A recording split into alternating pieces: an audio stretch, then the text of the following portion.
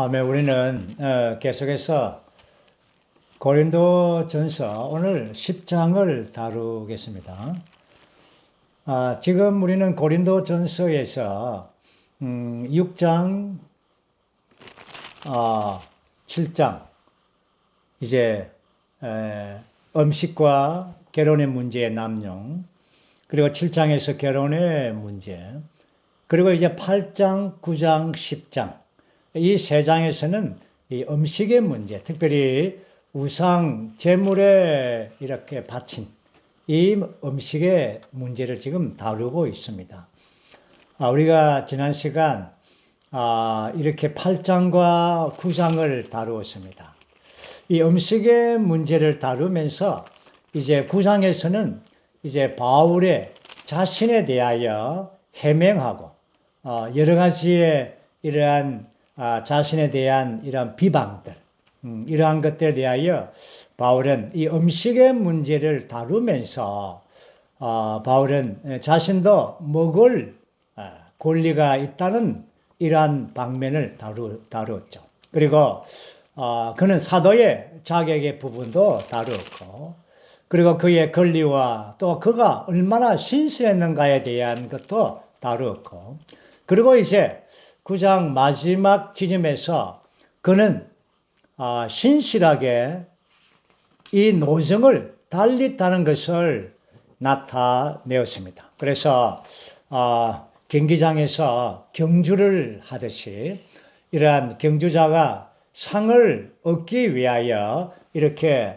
경주하는 것처럼 바울도 자신의 몸을 쳐서 노예를 삼으면서 이렇게 끝까지 이 길을 달리고 있는 자신의 이러한 해명, 이러한 것들을 지금 다루고 있습니다. 그리고 이제 우리는 10장으로 넘어왔는데 10장은 이스라엘의 예표를 말하고 있습니다.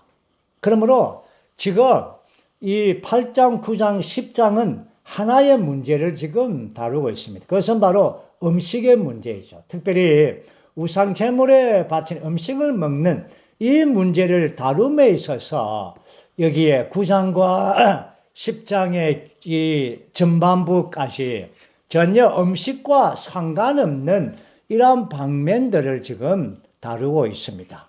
그렇지만 이것은 계속해서 이러한 바울 안에 있는 이러한 사도의 부담, 또 그 영의 인도하심에 따라서 계속 이렇게 이 말씀이 전개되고 있습니다. 아주 바울의 말씀을 이렇게 쓸 때도 아주 경제적으로 쓰고 있죠. 그리고 아주 분명한 바울의 그 의도를 여기에 말하고 있습니다. 10장에서는 이스라엘의 예표를 다루는데 바로 이스라엘이 경주했는 이러한 소극적인 본을 보여주고 있습니다. 앞에 9장 27절에서부터 24절에서 27절까지 이러한 경기자, 이러한 경주자에 대하여 바울의 이러한 경주를 이렇게 보여주고 계속해서 이제 9장 하반절부터 10장 전반절까지 계속해서 연속적으로 이 경주의 방면을 이스라엘의 예표를 통하여 다시금 강조하고 있는 것입니다. 그러므로 그래서 우리가 10장 1절 말씀을 읽어보면 왜냐하면 이라는 단어가 있죠. 이 왜냐하면이라는 것은 바로 9장의 연속이라는 것입니다. 이러한 경주를 계속해서 달리는 이 경주의 연속으로 이제 왜냐하면 이렇게 해서 이스라엘의 이러한 예표를 보여주고 있습니다. 이스라엘의 이러한 경주는 여기 예표에서는 적극적인 방면이 아닙니다. 소극적인 방면을, 실패의 방면을 보여주고 있습니다. 우리가 10장 1절 말씀 한번 읽어보죠. 왜냐하면 나는 여러분이 다음 사실을 모르는 것을 원치 않기 때문입니다. 형제님들, 우리 조상들은 모두 구름 아래에 있었고 바다 가운데로 지나갔습니다. 이것이 바로 출애굽의 이러한 광경이죠. 그들은 다 구름 안에서 바다로 물속으로 지나왔습니다.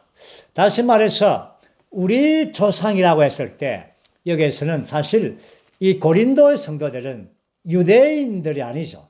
헬라인들입니다. 그렇지만 유대인과 헬라인 모두를 칭한 것입니다.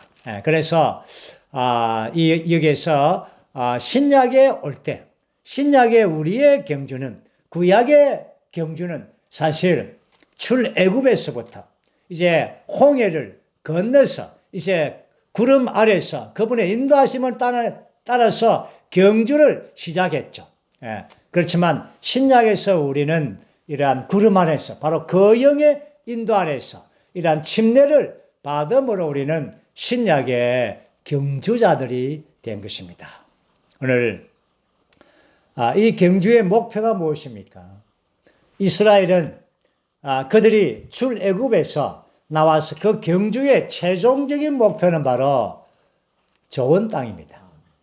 좋은 땅에 들어가서 그곳에서 그 모든 소산과 거기에 좋은 땅의 풍성을 누리게 하는 것입니다. 그들은 이를 위하여 이렇게 애굽에서 나와서 40년 동안 이렇게 경주를 했습니다. 그렇지만 우리가 알듯이 그들은 불신과 우상 숭배와 음행과 하나님을 시험함과 불평으로 말미암아 그들은 모두가 다 나온 그들 대부분은 다 광야에서 흩부러져 매장되지 못하고 시체가 매장되지 못하고 흩부러져서 이렇게 사라졌습니다. 비참한 이러한 경주를 했죠. 이것이 소극적인 본을 먼저 제시해 주는 것입니다. 그래서 2절에서 그래서 그들은 모두 구름 속에서 또 바다 속에서 침례를 받아 모세에게 속하게 되었습니다. 모세가 인도자죠. 좋은 땅을 이렇게 인도하는 인도자 모세에게 속해서 그곳에 들어가게 하는 것입니다. 그렇지만 3절과 4절에 보면 모두가 다 영적인 음식을 먹었고 또한 똑같은 영적인 물을 마셨습니다. 그들은 40년 동안 모두가 다 만나를 먹고 반석에서 흘러나오는 이 물을 마셨습니다. 동일하게. 자, 여기서 우리가 한 가지 보는 것은 바울은 10장 4절 말씀에 보면 후반절에 그들은 자기들을 따르는 영적인 반석을 마셨는데 그 반석은 그리스도였습니다. 이런 표현을 썼습니다. 그러므로 제가 한 가지 물어보죠. 이 반석은 물질적인 반석입니까? 영적인 반석입니까? 물질적인 반석. 네. 물질적인 반석이죠. 그런데 바울은 여기에서 물질적인 반석이라 하지 않고 심지어 그렇다면 이것은 영적인 반석의 이러한 예표입니다 라고 하지 않았습니다.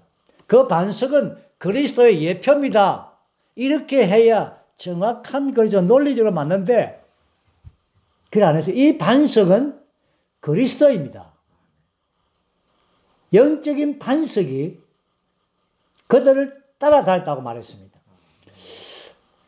이렇게 바울의 본반은 이러한 반석에서 흘러나오는 물을 바울이 보았을 때 이것은 바로 바울의 영적인 통찰력과 영적 시력을 통하여 그 물질적인 반석을 봤지만 그 부분을 봤지만 그러나 그 반석은 바로 매맞아 흘러나오는 그리스도인 것을 그는 말했습니다. 그의 눈에는 그의 조망에서는 바로 이 반석이 그리스도라는 것입니다. 물론 논리적으로 그리스도 예표입니다 라는 것이 맞죠. 참 바울은 이 부분을 놀랍게 이렇게 표현을 했습니다. 그리고는 이제 이스라엘의 이러한 이 소극적인 본에 대하여 5절과 6절, 7절, 계속해서 8절까지 그들이 어떻게 이러한 광야에서의 그들의 경주가 실패했는가, 그 실패의 방면들을 자세하게 보여주는 것입니다. 먼저 5절에서는 하나님께서 그들 대부분을 기뻐하지 않으셨습니다. 왜 그렇습니까? 왜 기뻐하지 않으십니까? 불신이죠. 예. 정탐꾼을 보내어서 그 10명의 그 불신으로 말미암아 하나님은 그들을 기뻐하지 않았습니다. 이 때문에 그들은 광야 여정을 40년 동안에, 그렇죠? 예. 얼마 시간 아니면 들어갈 그 가나안 땅을 40년 동안을 그들은 여정을 통과하게 해서 그들의 불신을 가졌던 그들 모든 사람들을 다 광야에서 흩부러지게 죽게 했습니다. 그러므로 6절에서는 여러분, 이런 일들이 우리의 본보기가 된 것은 그들이 악한 것들을 열망하였던 것처럼 우리도 악한 것들을 열망하는 사람들이 되지 않도록 하려는 것입니다. 이스라엘의 이러한 악한 역사, 40년의 악한 역사를 반복하지 말아야 되는 것입니다. 우리는 과거의 이러한 역사들, 우리의 체험들을 간혹 회상합니다. 많은 것들을 회상하는 것은 그렇게 좋은 건 아닙니다. 그러나 이러한 것들, 우리의 본보기가 될 수 있는 것들은 이러한 회상이 필요한 것입니다. 바울은 이스라엘의 이러한 악한 이 본보기를 다시 한 번 더 상기시켜 주는 겁니다. 그리고 그들은 7절에서 백성들이 앉아서 먹고 마시고 일어나서 춤을 추고 이렇게 기록되어 있죠. 이것이 바로 우상 숭배하는 것입니다. 우상에 경배하는 것은 우상의 제단에 제물을 놓고 경배하는 것이죠.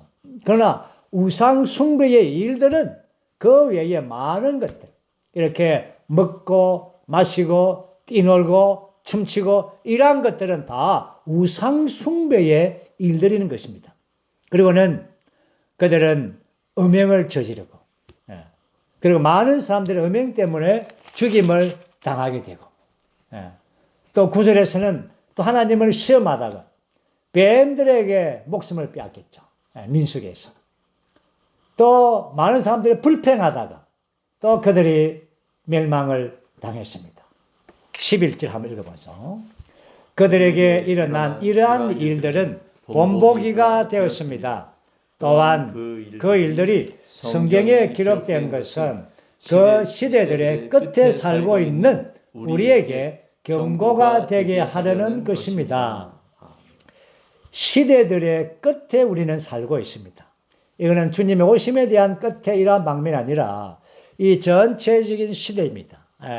열조 시대, 율법 시대, 이제 우리는 은혜 시대, 이제 왕국 시대를 가져온 이 은혜 시대, 이 시대들의 끝에 우리가 살고 있는데 이것은 바로 율법의 안에 있는 이스라엘이 우리에게 본이 되어서 우리에게 경고가 되게 하는 것입니다. 그러므로 고린도에 있는 성도들이여, 여러분들이 이러한 이스라엘의 본보기를 보고 이제 경고가 되어서 여러분들이 서 있다고 교만하고 자랑하고 우쭐거리지만 여러분들 넘어질까 조심하십시오. 이것이 바로 바울의 이러한 메시지죠. 12절은 바로 그런 말씀입니다. 12절 읽어보죠. 그러므로 자기가 서 있다고 생각하는 사람은 넘어지지 않도록 조심하십시오. 12절과 13절은 넘어짐에 대한 두 방면을 보여주고 있습니다. 13절 함께 읽어보죠. 사람이 감당할 수 있는 시험 외에는 어떤 시험도 여러분에게 닥친 적이 없습니다. 하나님은 신실하신 분이시므로 여러분이 감당할 수 없는 시험을 당하도록 허락하지 않으실 뿐 아니라 시험과 함께 피할 길을 마련하시어 여러분이 견딜 수 있도록 하십니다. 신해복력 뭡니까? 벗어날 예, 벗어날게. 예. 예. 개정된 회복력이 더 정확합니다. 피할 길보다는 벗어날 길을 마련해 주시고. 자, 여기서 우리는 12절과 13절에서 우리는 이러한 경고, 이 경고를 받아서 이 본보기가 되어서 이러한 것들에 대하여 우리가 조심하는데 12절은 우리의 방면입니다. 우리의 방면에서 우리는 이러한 것에 대하여 경고를 받고 본보기를 보고 우리는 넘어지지 않도록 조심하는 것입니다. 여기서 우리의 방면입니다. 그리고 두 번째는 이제 하나님의 방면에서는 하나님은 이러한 우리에게 어떠한 시험도 이렇게 우리가 감당할 수 있는 것을 주신다는 겁니다. 우리가 감당할 수 없는 이러한 시험은 주님이 주시지 않는다는 것이죠. 왜냐하면 하나님 우리에게 신실한 분이시기 때문에 또 그뿐 아니라 하나님께서 우리에게 어떠한 시험을 주시더라도 그것을 피할 길도 함께 주십니다. 그러므로 우리는 견딜 수 있는 것이죠.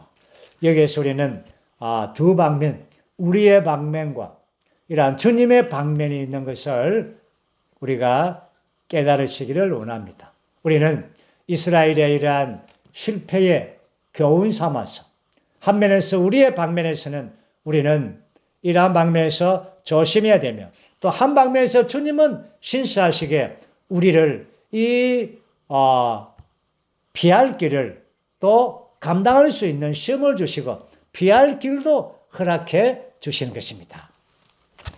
자, 이제 그 다음에 우리가 14절부터 볼 터인데 이제 이 사건의 본론에 왔습니다. 8장, 9장, 10장. 그렇죠? 이제 음식의 문제이죠. 특별히 우상에 바친 음식의 문제. 이 문제를 지금 다루고 있습니다. 그런데 9장과 10장, 방금 전반절까지 두 사건을 삽입시켜 주었습니다. 그것은 물론 연결되는 선상에 있습니다. 바울이 자신을 해명한 것과 또한 이스라엘의 이러한 본보기를 이제 보여줬죠.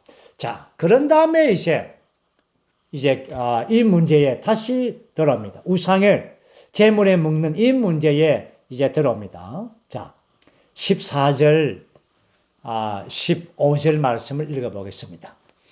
그러므로 내가 사랑하는 여러분, 우상 숭배를 피하십시오. 내가 현명한 사람들에게 말하듯이 말합니다. 여러분은 내가 하는 말을 잘 판단하십시오.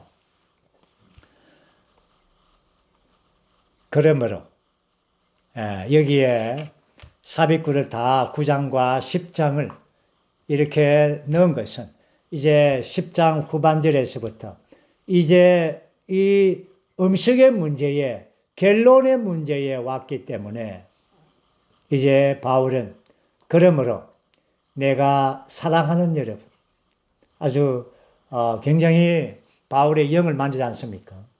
내가 사랑하는 여러분. 바울은 고린도의 모든 성도들을 자신을 비난했고 비방했던 그 모든 성도들 포함해서 내가 사랑하는 여러분이라고 이렇게 선포해 줍니다. 그리고 우상 숭배를 피하십시오. 여기에 우상 숭배라는 단어가 나옵니다. 왜 그렇습니까? 앞에서 이스라엘이 우상 숭배의 죄를 범했습니다. 먹고 마시고 춤추고 뛰놀고 이러한 우상 숭배. 그렇기 때문에 그들은 광야에서 헛부러졌지 않습니까? 그래서 이 바울은 이 음식의 문제를 이렇게 결론을 이렇게 지으면서 우상 숭배를 이 사건을 가지고 왔습니다. 다시 말해서 이제 나중에 우리가 보겠지만 우상의 제물에 바친 그 음식을 먹는 것은 우상과 그 음식은 아무것도 아닙니다. 지식이 있으면. 그렇지만 그 우상 뒤에는 거기에 귀신이 있습니다. 그러므로 여러분이 지식이 있다고 교만하고 우쭐대서 우상에 바친 그 음식을 먹게 되면, 참여하게 되면 보이지 않는 배후에 숨어 있는 그 귀신에 참여하게 되고 귀신과 하나 된다는 겁니다. 이것이 우상 숭배를 가지고 온다는 겁니다. 바울은 이러한 것을 이끌기 위하여 지금 이러한 말씀을 하고 있습니다.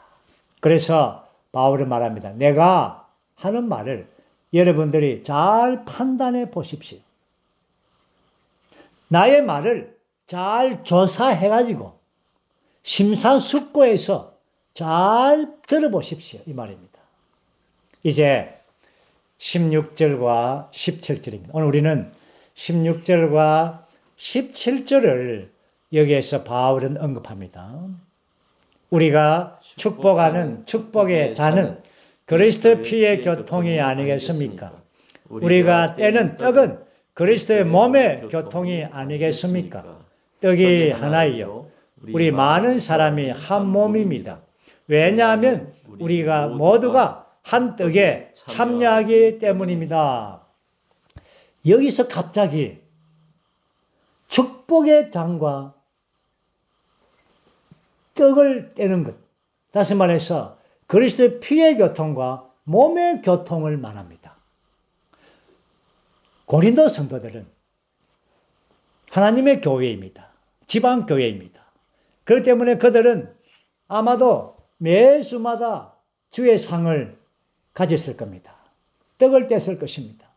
그분의 피의 교통에 참여했고 그의 몸의 교통에 참여했습니다.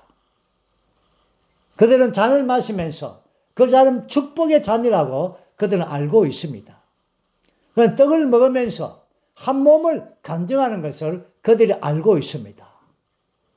여기에서 피의 교통과 몸의 교통은 그들이 그리스도와 하나됨으로 그리스도와 참여하고 그리스도와 하나 되는 것입니다. 그래서 떡이 하나이죠. 우리가 많은 사람이 우리가 한 몸입니다. 그들 모두는 다 공동으로 이 주님의 몸에 참여하고 또 교통을 누리고 또 누리고 있고 또 하나됨 안에 있는 것입니다. 그러므로 여러분은 피의 교통과 몸의 교통에 참여함으로 여러분들은 그리스도와 하나이지 않습니까? 교통에 참여했기 때문에. 다시 그리고 바울은 18절에서 다시 이스라엘의 이 예를 다시금 듭니다. 참 바울은 그의 마음과 부담 안에서 이러한 방면에서 하나하나 설명해주고 또 깊이 있는 것들을 만지게 해주는 것입니다. 오늘 고린도 성도들이 이러한 방면을 확실히 만졌는지 우리가 잘 모르겠습니다. 그렇지만 우리는 지금 이 2000년이 지난 이 시대에서 우리 창원교회는 이 말씀을 듣고 있는 모든 지체들은 다 이 바울의 영과 바울의 부담을 우리는 지금 만지는 것입니다.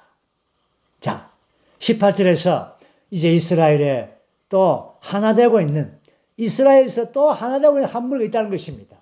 구약에서 보는 것처럼 18절 육체에 따른 이스라엘 사람들을 보십시오. 희생 제물을 먹는 사람들은 제단과 교통하는 사람들이 아니겠습니까? 여기에 세 부분의 교통이 있습니다. 고린도 성도 여러분, 여러분은 주님의 피의 교통과 몸의 교통에 참여하지 않습니다. 이거 얼마나 아름다운 교통입니다. 이것이 최고의 실제의 교통 아닙니까? 그러므로 이 교통을 통하여 우리는 주님을 누리고 체험하고 주님과 하나 되는 것입니다. 그런데 그 반대로 우상 제물을 만약에 여러분들이 먹고 그 참여한다면 배후에 있는 귀신에 참여하는 것이 되지 않겠습니까? 그러면 귀신과 하나 되는 것이 되지 않겠습니까? 그 다음에 세 번째 교통은 뭡니까? 제단과의 교통입니다. 이것이 바로 희생제물을 먹는 사람은 제단과 교통하죠. 우리가 알듯이 성막에서 레인들과 제사장들은 제단을 섬기면서 거기에 제단에서 이러한 제물들을 먹습니다. 거기 고기들을 먹습니다. 희생제물을 먹습니다. 그러면은 제단과 교통하는 것이 아닙니까? 다시 말해서 그 고기를 먹음으로 그 제단과 교통과 하나 되는 것입니다. 그 제단과 하나 되는 것입니다. 아멘. 자, 이것이 바울의 이제 부담이죠. 그 다음에 이제 좀 더 바울의 부담을 깊이를 봅니다. 그것이 바로 19절과 20절 전반부입니다. 19절만 읽어보죠. 그러면 내가 무엇을 말하는 것입니까? 우상에게 바친 희생제물이 무엇이라도 된다거나 혹은 우상이 무엇이라도 된다고 말하는 것입니까? 20절 전반부에 아닙니다. 여기까지 아닙니다. 바울은 지식이 분명합니다. 우상은 아무것도 아니고 제물도 아무것도 아닙니다. 분명하게 말했습니다. 20절에서 계속하기를 이방인들이 희생제물로 바치는 것은 귀신들에게 바치는 것이지 하나님께 드리는 것이 아니지 않습니까? 나는 여러분이 귀신들과 교통하는 사람들이 되기를 원치 않습니다. 바울의 마음을 확실하게 표현했습니다. 여러분들의 많은 이방인들이 거기에 제사에서 바치는 것은 그건 하나님께 바치는 게 아니다 말이에요. 그건 귀신에게 바치는 것이다. 그래서 이제 21절에서 이제 이 음식의 문제에서 이 8장, 9장, 10장에서 이 음식의 문제에 이러한 처방전이 바로 첫 번째가 이겁니다. 주의 상입니다. 21절 여러분은 주님의 잔을 마시고서 또 귀신들의 잔을 마실 수 없으며 주님의 상에 참여하고서 또 귀신들의 상에 참여할 수 없습니다. 이겁니다. 이 결론이죠. 우리가 모든 성도들은 주님의 잔을 마시고 또 주님의 상에 참여하지 않습니까? 그런데 귀신의 잔과 귀신의 상에 참여할 수 있겠습니까? 여기서 바울은 주의 상이라는 단어를 썼습니다. 그리고 귀신의 상. 이 우잔에는 두 상이 있습니다. 주님의 상과 귀신의 상입니다.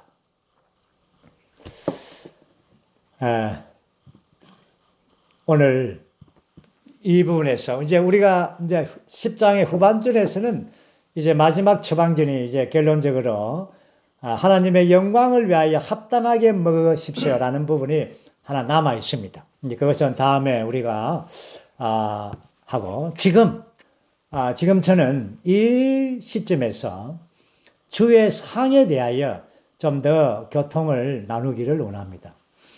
우리가 알듯이 주의 상 혹은 앞으로 11장에 가게 되면 주님의 만찬이라고 합니다. 또 우리는 또 주님의 떡을 뗀다라는 표현하죠. 우리가 이 신약에서 믿는 이들 안에 아주 귀중하고 보배로운 집회가 있습니다. 그것이 바로 주의 상 집회입니다. 주의 상 집회는 주의 만찬이라고 하고 또 어떤 한면에서는 떡을 떼는 집회라고도 합니다. 떡 떼는 집회. 그런데 잔 마시는 집회라고는 하지 않습니다. 여러분 잔 마시는 집회 들어봤습니까? 안 들어봤죠? 예. 근데 떡 떼는 집회는 들어봤죠? 예, 주의 상 집회를 떡 떼는 집회라고도 합니다. 예. 신약에서 우리가 떡을 떼기 위하여 모였다. 이렇게 하거든요. 그러면, 왜, 떡을 떼는 집회라고 말하는가? 예. 주의 상 집회를 하지 않고, 이것은, 하나님의 원래의 목적은 바로 떡입니다. 잔은, 그분의 피는, 우리가 타락함으로 말미암아 구속의 피로 때문에 들어온 것입니다. 그렇기 때문에 원래의 하나님의 목적은 떡입니다. 그래서 우리가 떡을 주의 상에 모일 때 떡을 먼저 떼죠. 이것은 바로 주님의 목적이 먼저이고, 그런 다음에 이제 잔을 마시고, 이렇게 하죠. 자, 이제 우리는 이 주의 상에 대한 몇 가지의 의미를 우리가 보고, 또 주의 상 집회를 우리가 어떻게 돼야 되는가, 또 어떻게 진행하는가, 이 부분을 좀 교통하기를 원합니다. 오늘 이 교통을 함께 우리가 나누고, 우리가 이번 주부터 우리가 주의 상 집회를 대할 때 우리의 자세가 달라지고 우리의 인식이 달라지기를 원합니다. 먼저는 주의 상 집회, 혹은 뭐 주의 상 집회, 떡 떼는 집회, 만찬 다 같은 겁니다. 그런데 우리가 주의 상이라고 말할 때는 이것은 우리의 누림, 우리가 주님을 누리고 우리의 방면입니다. 그리고 주님의 만찬이라고 말할 때 이것은 전적으로 주님을 기념하는 것입니다. 주님의 만족이요, 주님의 피로이죠. 우리가 이 주의 상에서 이 세 항목을 우리가 볼 텐데, 첫 번째는 주의 상은 교통입니다. 여기서 우리가 보는 것처럼 10장에서도 피의 교통과 몸의 교통을 말했습니다. 교통이라는 것은 함께 참여한다는 것입니다. 함께 공동으로 참여하는 것입니다. 그리고 거기에 참여함으로 하나가 되는 것입니다. 다시 말해서 이 교통과 하나는 연결되어 있는 것입니다. 주의 상은 이러한 교통에 참여하면서 주님과 하나 되게 하는 것입니다. 그럴 때에 거기에 깊은 주님의 풍성을 우리가 누리는 것입니다. 주의 상에 제가 세 가지 의미를 했죠. 첫째는 교통이요, 두 번째는 하나이요, 세 번째는 누림인 것입니다. 주의 상에서 가장 깊은 것은 누림입니다. 여기서 이스라엘 백성들이 좋은 땅 안에 들어갔습니다. 좋은 땅 안에 들어간다는 것은 거기에 좋은 땅의 풍성을 누리도록 하는 것입니다. 그들은 좋은 땅의 풍성을 누리고 체험함을 통하여 그곳에서 하나님의 만족인, 하나님의 피로인 바로 하나님의 왕국이 서고 성전이 거기에 건축되는 것입니다. 이것이 바로 주의 상인 것입니다. 오늘 주의 상은 하나의 큰 절기일 뿐 아니라 좋은 땅입니다. 주의 상은 좋은 땅입니다. 우리는 주의 상에서 그리스도의 모든 풍성을 누리는 것입니다. 여러분들이 인식하든 인식하지 못하든 주님은 주의 상을 제정하심으로, 사실 주의 상은 누가 제정했습니까? 주님이 제정한 겁니다. 주님이 잡히시기 전날에 주님이 제정한 겁니다. 거기에 모이면 그 모든 그리스도의 풍성을 거기에 공급해 주는 것입니다. 이게 주님의 상입니다. 주님의 상은 만찬을 포함하고 있습니다. 떡 떼는 집회를 포함하고 있죠. 거기에 엄청난 누림이 있는 것입니다. 거기에 우리가 떡을 뗄 때, 우리가 여기에서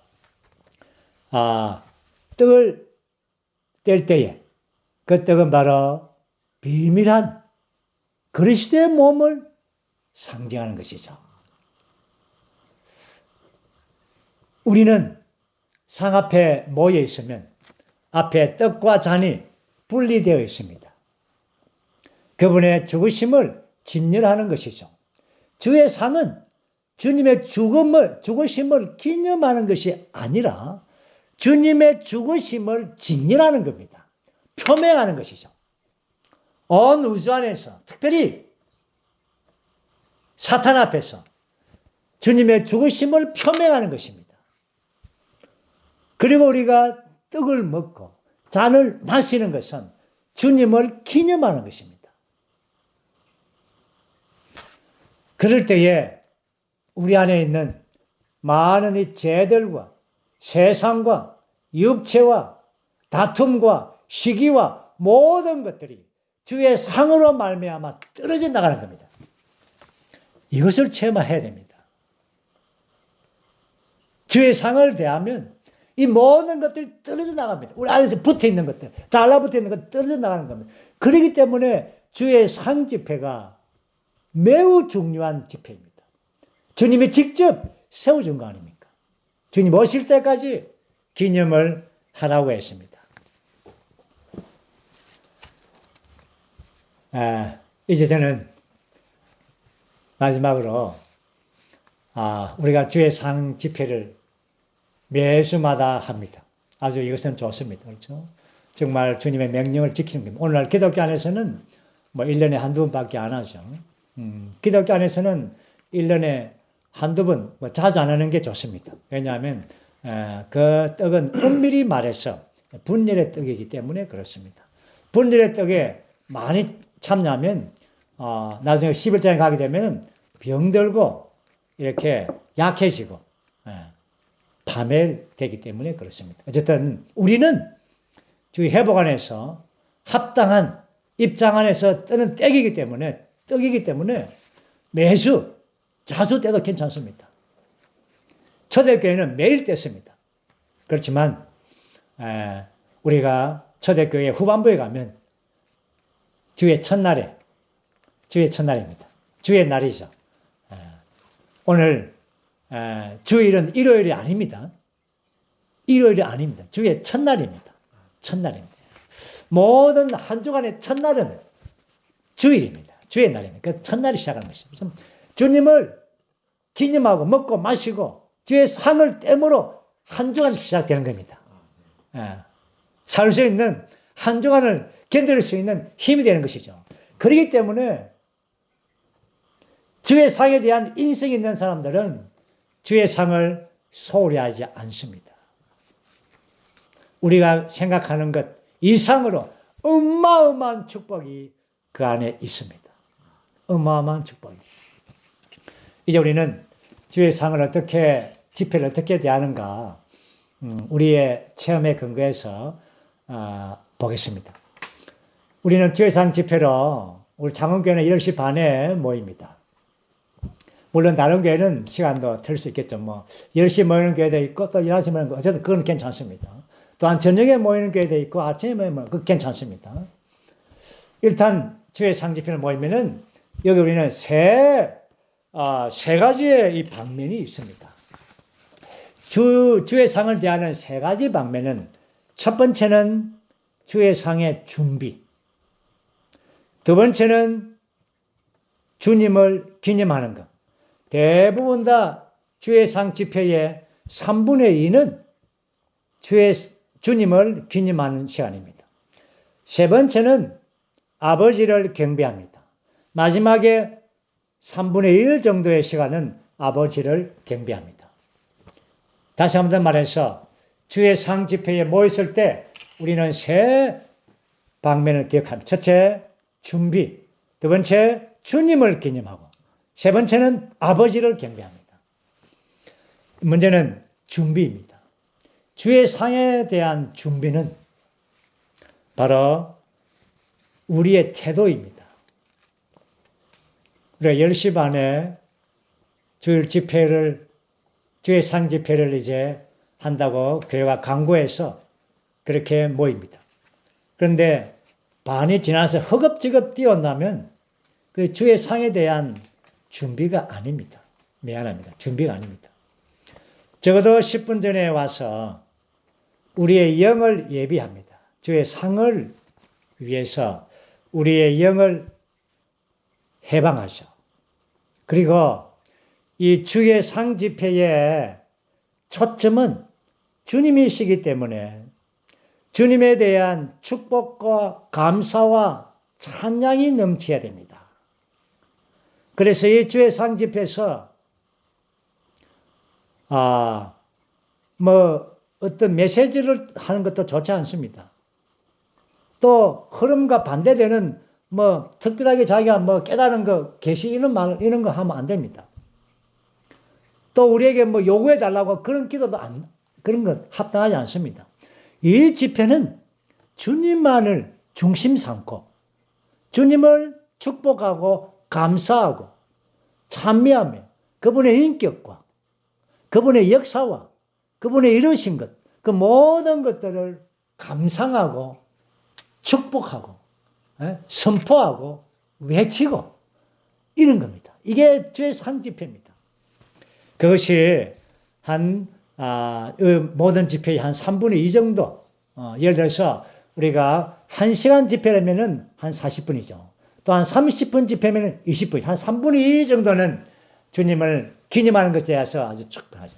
물론 우리가 이 기념하는 게 이전에는 우리 영을 훈련하기 위하여 한 10분 정도 준비하는 것도 괜찮죠. 우리 영을 예비하고 준비하기 위해서입니다.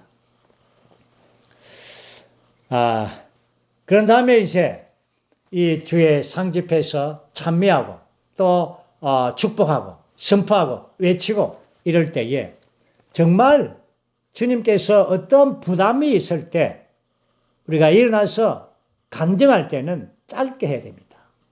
그리고 떡과 잔에 관하여 주님의 이루신 역사에 관하여 또한 이러한 생명 공급을 다른 이들에게 공급해 주는 방식으로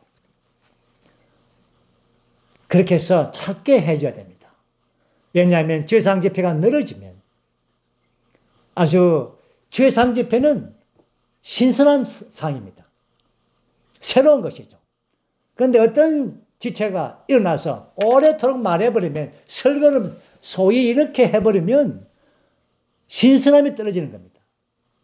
그 신선함, 새로움이 떨어지는 것이죠. 우리 모두는 다 자신의 체험과 어떠함을 내려놔. 주의 상 집회만큼은 나중에 신은 집회가 있으니까 신은 집회 때 신앙하면 되는 겁니다.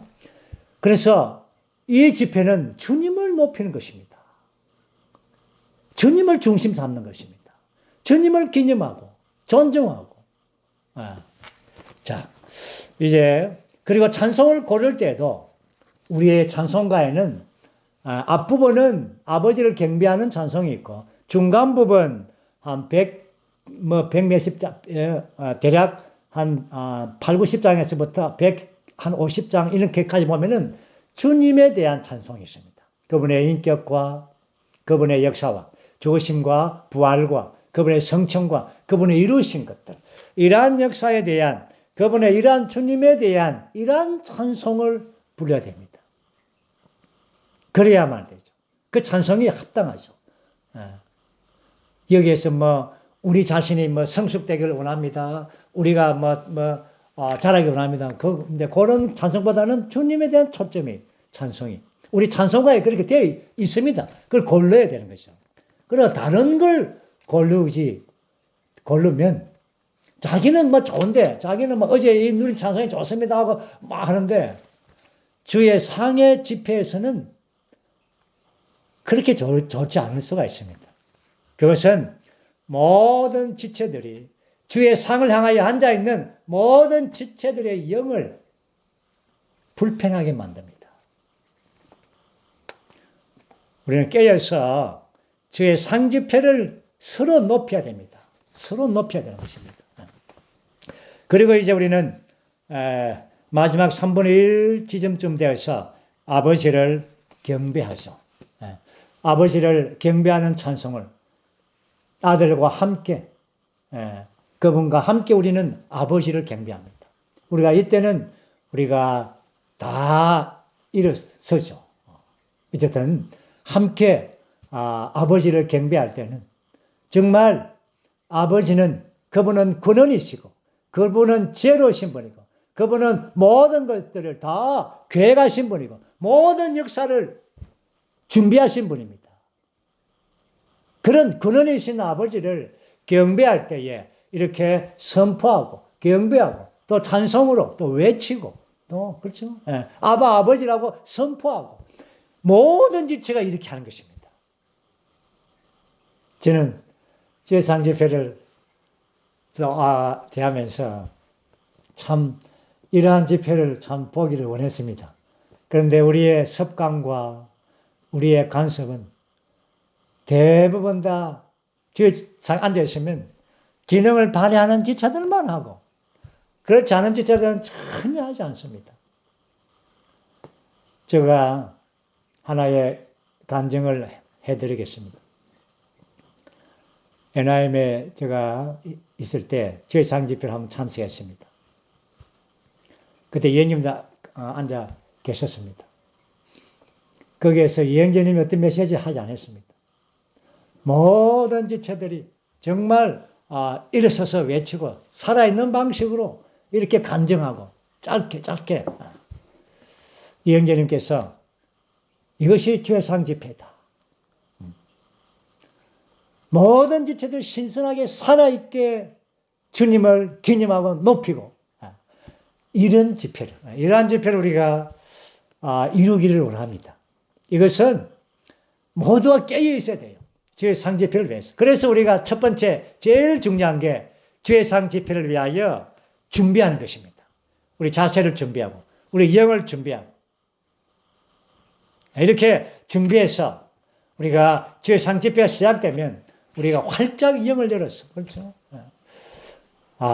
정말 이러한 집회를 갖기 원합니다. 오늘 우리 집회에 오늘 참석하신 형제자매님들 주의상 집회가 이렇게 높아져서 주님을 기념하고 아버지를 경배하는 이러한 놀라운 주의상 집회가 각처에서 일어나기를 원합니다.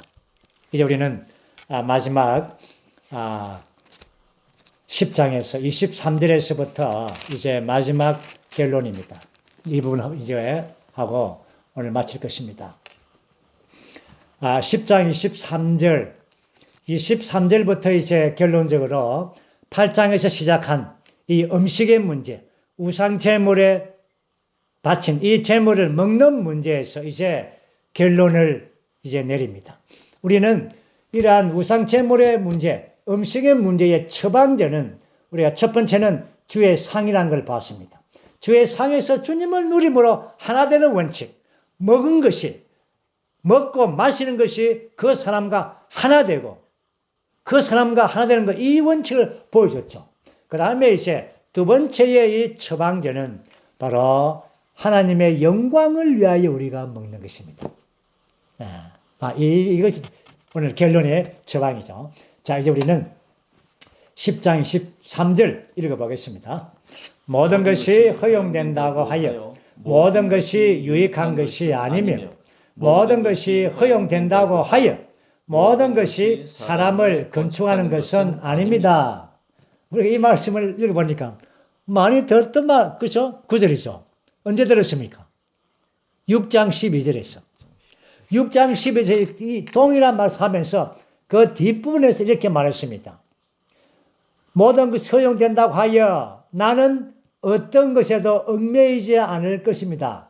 이렇게 했죠. 그러나 10장에 와서는 허용된다고 하여 모든 것이 사람을 건축하는 것이 아닙니다. 라고 했습니다. 6장에서 말한 이 말씀은 바울 자신에 대하여 말한 것이고 10장에서 말한 이 말씀은 우리 모두에게 한 말입니다. 그러므로 하나의 원칙이죠. 합당하게 음식을 먹는 이 원칙은 허용된다고 하여 모든 것이 유익한 것이 아니고 모든 것이 허용된다고 하여 모든 것이 사람을 건축하는 것이 아닙니다. 이것이 원칙입니다.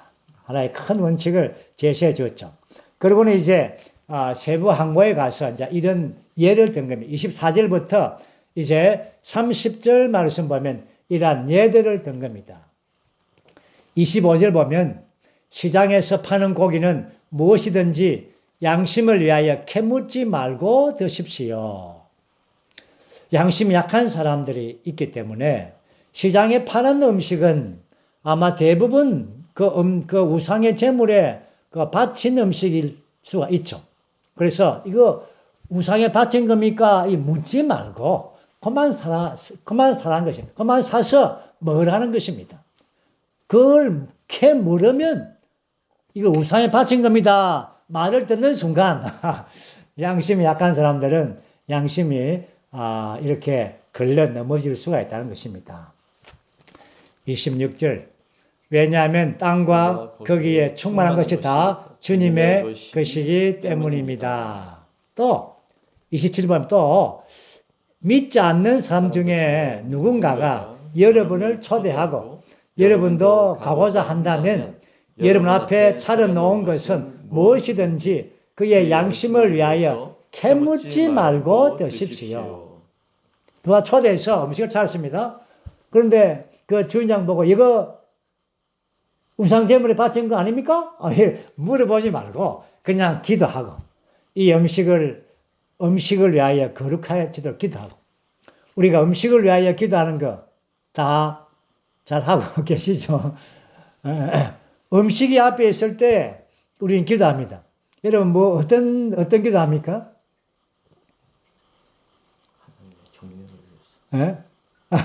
감사합니다. 이렇게 기도합니까? 음식을 앞에 두었을 때 우리의 기도에는 물론 이게 원칙이 아닙니다만은 한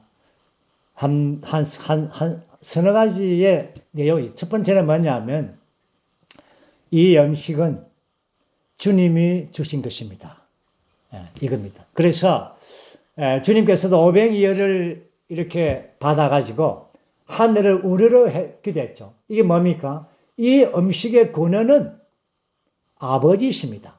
그래서 우리가 음식이 앞에 있으면 주님, 이 음식은 주님이 주신 것입니다.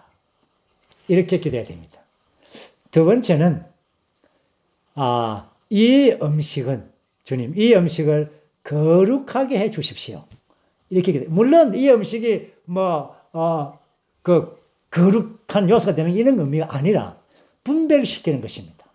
이 음식을 우리가 먹기 때문에 이 음식을 분별시키는 것입니다. 그래서 이 음식을 거룩하게 해 주십시오. 그래야만 이 음식 우리 안에서 탈이 안 나죠. 그렇죠? 분별시키는 것. 세 번째는 무엇입니까? 주님, 당신의 경륜을 위하여 이 음식을 우리 안에서, 내 안에서 잘 소화되어서 몸의 건강을 지켜주십시오. 경륜을 위하여. 주님의 경륜을 위하여 건강을 지켜주십시오. 이렇게 한 세 가지죠. 이 정도의 어떤 내용을 가지고 이렇게 또 어떤 음식을 차려주었으면 차린 사람을 위하여 축복하는 걸 잊지 말아야 됩니다. 어떤 사람들이 어떤 집에 초대받아서 갔는데 음식을 앞에 놨을 때 기도할 때에 그 집을 축복할 수 있는 기회죠. 그 축복 한 세네 가지 이렇게 해서 이렇게 기도를 한다면 좋겠죠. 그래서 이 물고기 어디서 일본에서 사왔습니까? 히로시마 때입니까? 이거 중국산입니까? 이거 묻지 마세요. 어떤 지체들은 이거 히로시마지 아닌가? 또 이 중국지 아닙니까? 그걸 묻지 마세요. 그냥 거룩하게 기도하고 그러면 됩니다. 그 다음에 이제 마지막으로 31절과 31절이죠. 그러므로 여러분이 먹든지 마시든지 무엇을 하든지 모든 것을 하나님의 영광을 위하여 하십시오. 이겁니다. 이 먹는 문제의 해결책이죠. 여러분들이 먹든지 마시든지 뭘 먹든지 뭘 마시든지 모든 것이 다 하나님의 영광을 위하여 하면 됩니다. 지체들을 관심하고 지체들을 몸을 존중하고 고려해서 하나님의 영광을 위하여 먹고 마십시오. 아멘. 그래서 이제 33절에서 오직 나처럼 모든 일에서 모든 사람을 기쁘게 하십시오. 내가 자신의 유익을 구하지 않고 많은 사람의 유익을 구한 것은 그들이 구원받도록 하려는 것입니다. 33절은 바울의 자신을 본을 말했습니다. 나처럼 바울은 모든 일에 있어서 먹든지 마시든지 어떠하든지 간에 모든 일에서 모든 사람을 기쁘게 해 주었습니다. 자신의 유익을 구하지 않았죠. 다른 사람들의 유익을 구했습니다. 이게 뭡니까? 하나님의 영광을 위하여 먹는 것입니다. 하나님의 영광을 위하여 먹고 마시는 것은 바로 자신을 위한 것이 아니라 다른 사람들을 기쁘게 하는 겁니다. 오늘 이제 10장을 마칩니다. 그런데 이제 11장에 우리가 다음에 시간에 들어갈 텐데 11장 1절 오늘 1절까지만 하겠습니다. 오늘 11장 1절이 10장의 끝부분입니다. 그래서 11장 1절을 한번 읽고 이 부분을 교통하고 마치죠. 내가 그리스도를 본받는 사람이 된 것 같이 여러분은 나를 본받는 사람들이 되십시오.